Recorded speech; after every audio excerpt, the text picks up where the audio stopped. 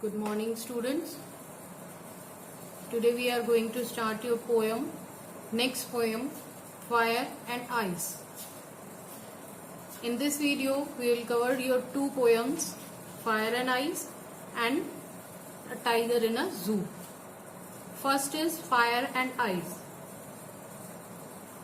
Some say this poem is composed by Robert Frost. Now we are going to start your poem. Some say the world will end in the fire. Some say in the ice. From what I have tasted of desire, I hold with those who favor fire. But if it had to perish twice, I think I know enough of hate to say that for destruction ice is also great and would suffice. In this poem, poet has given his own view that he thinks that world will end in fire and maybe in ice. In this poem, Robert Frost refers to the true predictions. What type of predictions he has composed in his poem? The prediction is how the world will end. Some say it will end in the fire. According to the others, it will end in the ice. The poet equates desire with fire and hatred with ice. Poet himself wants that world should end in the fire. Both are growing with such a rapid speed, fire as well as ice. Both are spreading in the rapid speed that the world will end, the world will perish either way in the fire or in ice. Now today we will start your Hindi summary also. कुछ लोग कहते हैं कि संसार का अंत जो है वो आग से होगा, कुछ लोग कहते हैं बर्फ से होगा, लेकिन मेरी यह इच्छा है, मेरी दैट मीन्स कि रॉबर्ट फ्रोस्ट द पोएट, उनकी ये इच्छा है कि जो संसार का अंत है वो आग से हो, परंतु लेकिन अगर कोई दो अंत होते, मैं जानता हूं, पोएट इज सेइंग कि मैं जानता हूं, मुझे आइस से घृणा भी बहुत है, नफरत है उनको आइस से, कि उसका विनाश जो है, पृथ्वी का विनाश या संसार का विनाश जो है वो बर्फ से हो, पर वो सोचते हैं कि विनाश तो अटल है, इसीलिए वो ये चाहते हैं कि जो कुछ भी हो वो अच्छा ही हो. That is the Hindi summary of your poem. He also think that one day world will and. वो ये जानते हैं कि एक ना एक दिन संसार का विनाश निश्चित है.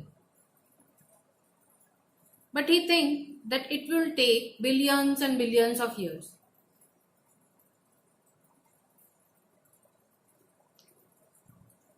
He wanted to tell you through this poem that first, जो वो फायर की बात कर रहे हैं, वो फायर किस चीज से है?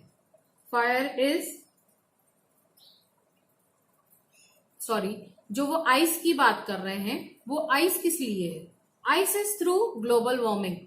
Ice is melting.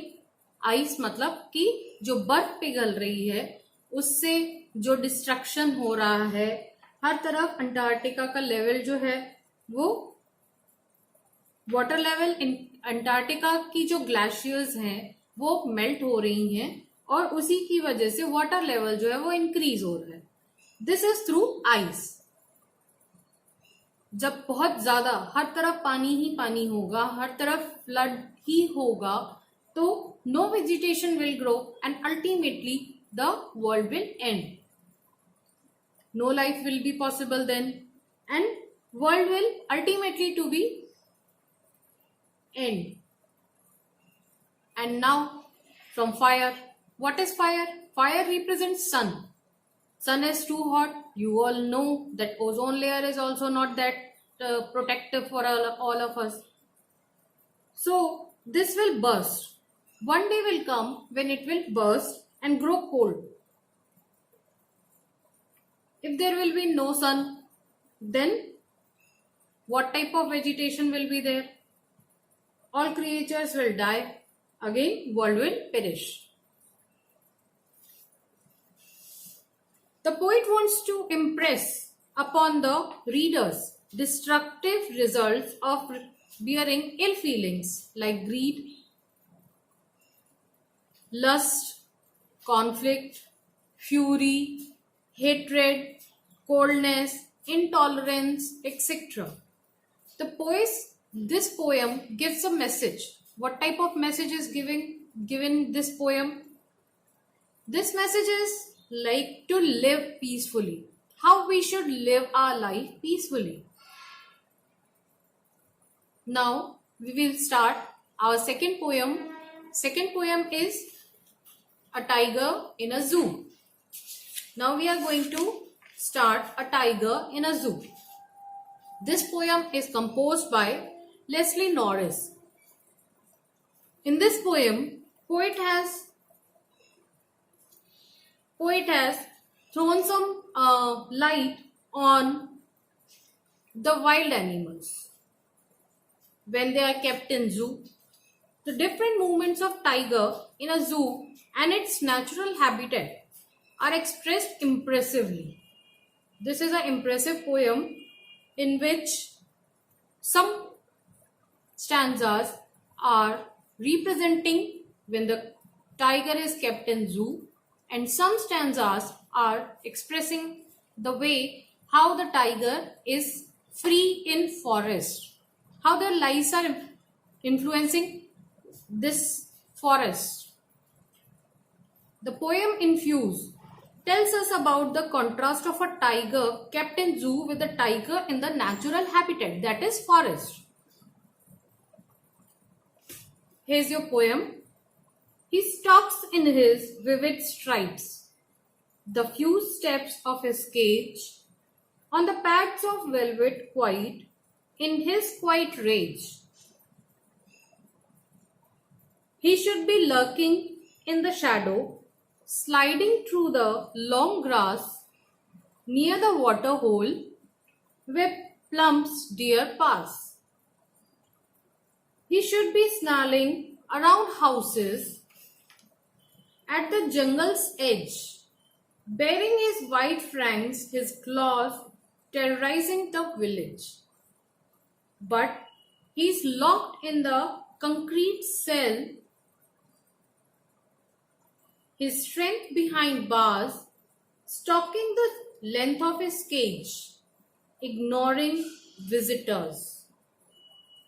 He hears the last voice at night, the patrolling cars, and stares with his brilliant eyes at the brilliant stars.